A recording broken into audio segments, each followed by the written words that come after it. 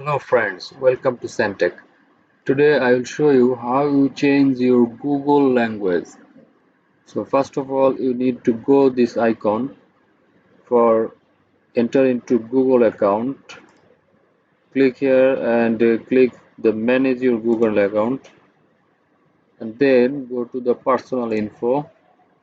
Then go down. Now you see here is the language changing option.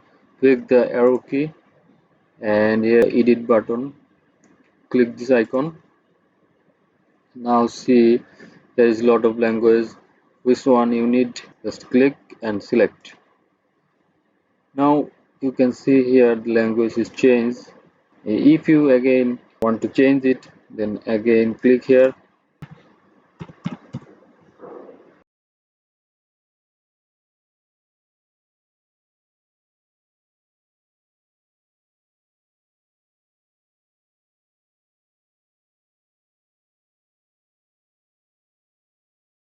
Now you can see this language is again changed.